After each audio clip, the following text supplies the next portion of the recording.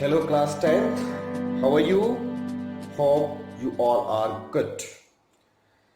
Yesterday, I taught you how to change affirmative sentences into negative. Our today's topic is transformation from assertive to interrogative. Assertive में दोनों तरह के sentences होते हैं, affirmative and negative. तो आज हम अफर्मेटिव हो या नेगेटिव दोनों तरह के सेंटेंसेस को इंट्रोगेटिव में चेंज करेंगे. But before this let me repeat something. थोड़ा सा नेगेटिव पर वापस जाइए. नेगेटिव बनाने का बेसिक रूल क्या था? हमने हेल्पिंग वर्ब को देखा और हेल्पिंग वर्ब के बाद में नॉट का यूज किया. तो इसमें helping verb important role play करता है. वो हेल्पिंग हो या लिंकिंग हो या मोडाल्स हो. वही 24 की एक लिस्ट जो मैंने आपको दी थी. Is, am, are, was, were, has, have, had, do, does, did, will, would, shall, should, can, could, may, might, must ought to, used to, need and dare. ये 24 जो वर्ब्स हैं जिनको हेल्पिंग वर्ब कहा जाता है, इनका एक बहुत ही अहम किरदार रहता है नेगेटिव बनाने में या फिर इंट्रोगेटिव बनाने में. यानी आज हम जो इंट्रोगेटिव सीखेंगे तो इसमें भी इन्हीं हेल्पिंग वर्ब्स की हमें आवश्यकता होगी. तो लेट्स स्टार्ट टुडेज टॉपिक.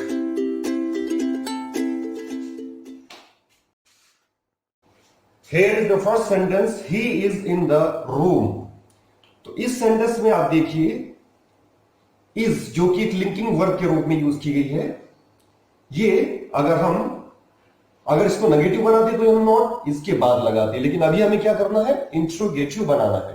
तो we shall use this helping verb और लिंकिंग वर्ब, जो भी ये है, इसको हम शुरू में लगाएंगे. सेंटेंस की जो स्टार्टिंग होगी वो इसी लिंकिंग वर्ब से होगी. Is he in the room. Is it clear? Now come to second sentence, you have a car. तो इसमें हैव लिंकिंग वर्ब है, तो you will use have in the starting. Have you a car. ये जैसे मैंने कल इस sentence में बताया था नेगेटिव में कि इसमें से आप हेल्पिंग वर्ब डू भी निकाल सकते हैं. तो डू को हम शुरू में लगा देंगे यहां पर. अगर हमें इंट्रोगेटिव में डू को यूज करना है, डू के बाद फिर हेल्पिंग, इसमें सब्जेक्ट यू है और हैव जो हो जाएगा. Do you have a car. और ये बात बहुत ध्यान रखनी है कि इंट्रोगेटिव मार्क लगेगा सभी सेंटेंस में जिनको हम इंट्रोगेटिव बनाएंगे. Now third, she can speak English. इसमें कैन मोडाल्स के रूप में यूज हुई है, तो कैन को हम शुरू में लगा देंगे. Can she speak English and question mark. इन सेंटेंसेस में हमने देखा कि linking verb is, am, are, was, were या हैज, हैव, हैड हो, या फिर will, would, shall, should, can, could, may, might, must, ought, to, used to, need and dare. ये जितनी भी मोडाल्स हैं, कोई भी हेल्पिंग वर्ब आपको नजर आती है तो उसको उठा करके आप शुरू में लगाएंगे और लास्ट में क्वेश्चन मार्क का यूज करेंगे. तो इसका स्ट्रक्चर क्या रहेगा? पहले लिंकिंग वर्ब या हेल्पिंग वर्ब आई, उसके बाद सब्जेक्ट और उसके बाद ऑब्जेक्ट या complement. Now fourth, they have cheated you. इस सेंटेंस में हैव हेल्पिंग वर्ब है और ये प्रेजेंट परफेक्ट टेंस है, क्योंकि चीटेड यहां पे मेन वर्ब के रूप में यूज की गई है. तो इसमें भी आप हैव को शुरू में लगाएंगे. Have they cheated you.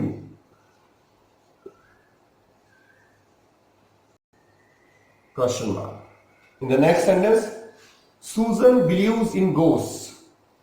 इसमें हमें कहीं हेल्पिंग वर्ब नजर नहीं आ रही है, तो हम क्या करेंगे? मेन वर्ब के अंदर से हेल्पिंग वर्ब निकालेंगे. बिलीव्स में डज छिपा हुआ है, तो डज को हम बाहर ले लेंगे. डज, सुजन और बिलीव्स में से एस खत्म हो जाएगा. Believe in ghost. Question mark. Now look here, we go for walk. हम घूमने जाते हैं. आगे इसमें टाइम एक्सप्रेशन भी दे सकते हैं, daily, in the morning. Okay, इसमें हमें इंट्रोगेटिव के लिए भी इसी तरह से गो में से निकालना है. और गो के अंदर डू छिपा हुआ है। तो ये आपको क्लियर हो गया कि अगर एस या एस लगा हुआ है तो डज निकलेगा, और अगर वर्ब की फर्स्ट फॉर्म है तो उसमें से डू निकलेगा। तो do, then subject is we, do we go for walk, question mark. Next, he confessed his guilt, confessed is the second form, ED से भी पता चल रहा है तो इसमें से हमें डिड निकालना है। डिड ही, अब कन्फेस में से आप ईडी को खत्म करेंगे, इसको फर्स्ट फॉर्म में लिखा जाएगा, confess his guilt, question mark. Confess means होता है स्वीकार करना या एक्सेप्ट कर लेना, तो उसने अपने अपराध को एक्सेप्ट कर लिया है, कन्फेस कर लिया। Now I have eaten something, easy sentence, you already watch here, have helping verb है तो हैव को आप शुरू में लगाएंगे।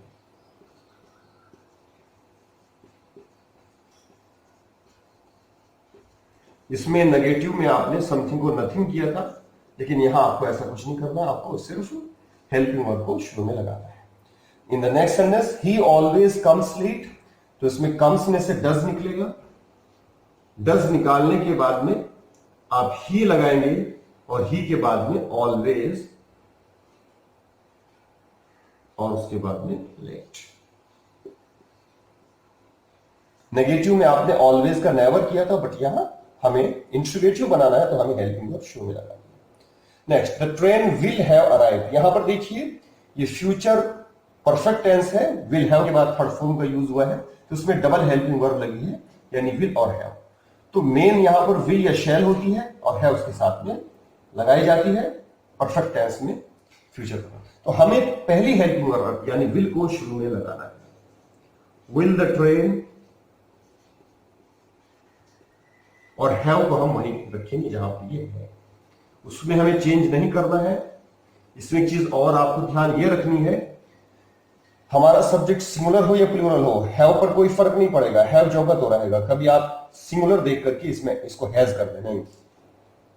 मेन यहां पर विल या शैल है, हमारे सब्जेक्ट का जो असर है वो विल या शैल पर होगा। आई और वी के साथ शैल, बाकी सबके साथ विल का यूज किया जाता है। तो इस तरह से ये मैंने आपको असर्टिव से इंट्रोगेटिव बताया। वन मोर, यहां पर असर्टिव में भी मैंने मोस्ट सारे सेंटेंसेस जो लिखे वो अफर्मेटिव में लिखे हैं। अगर ये नेगेटिव में होते ये सेंटेंसेस, क्योंकि असर्टिव का मतलब तो ये होता है कि अफर्मेटिव हो या नेगेटिव हो, तो अगर ये नेगेटिव होते यानी यहां पे इसके बाद नॉट होता, या हैव के बाद नॉट होता, कैन के बाद, हैव के बाद यहाँ पे डज नॉट होता, इसी तरह से यहाँ पे डू नॉट गो होता, यहाँ पे डिड नॉट कन्फेस होता, हैव के बाद नॉट, और यहाँ पे नेवर, और यहाँ पे विल नॉट हैव आया, इस तरह से ये होता। तो इनमें हम फिर क्या चेंज करते हैं इंट्रोगेटिव में? नथिंग, जहां पर नॉट है वहीं पर रहता, बस ये हेल्पिंग वर्ब शुरू में लग गई है, ही इज शुरू में आ गया, इसके बाद ही, तो नॉट यहां पर था तो नॉट यहीं पर रखा जाएगा। Is he not in the room, have you not a car, can she not speak English, have they not cheated you, does Susan not believe in ghost. In this way आप इन सबको not को subject के बाद ही रखेंगे। तो this was assertive to interrogative. अभी रिवर्स लेते हैं, अगर इंट्रोगेटिव दिए जाए हमें और कहा जाए कि असर्टिव बनाइए तो नो प्रॉब्लम, हम इसमें सब्जेक्ट को पहले और इसको उसके बाद लगाएंगे। यहां पे इसी तरह से हम इसमें यू को पहले लगाएंगे और है को उसके बाद लगाएंगे, शी पहले कैन बाद में लगाएंगे, यहाँ पे दे पहले और है उसके बाद। इसमें हमें ध्यान से बनाना है, सुजन पहले आ जाएगी, उसके बाद डज हम अकेला नहीं रखेंगे। अगर इसमें नॉट होता तो डज को हम रखते, अब हम क्या कर देंगे, डज को बिलीव के अंदर सेट कर देंगे। तो Susan believes in ghosts. In the same way here, अगर नेगेटिव हम इसको रखना चाहते हैं तो वी के बाद डू नॉट लग जाएगा, लेकिन नॉट इसमें अगर नहीं है तो डू को हम गो के अंदर सेट कर देंगे, यानी गो पे कोई फर्क नहीं पड़ता डू से। इसमें डिड को कन्फेस के अंदर सेट कर दिया जाएगा, और है को जो का तो आई के बाद, डज को यहां पे कम के बाद, ये मैं I forget here, does he always come late, तो यहां कम के अंदर डज सेट हो जाएगा। ओके, और यहां पर विल द ट्रेन के बाद पहुंच जाएगा। तो हमने असर्टिव और टू इंट्रोगेटिव, इंट्रोगेटिव असर्टिव दोनों क्लियर कर लिया। Our next topic will be active passive, but before that you have to do exercise which I am sending in your mobiles. Okay, all the best. See you tomorrow. exercise for homework.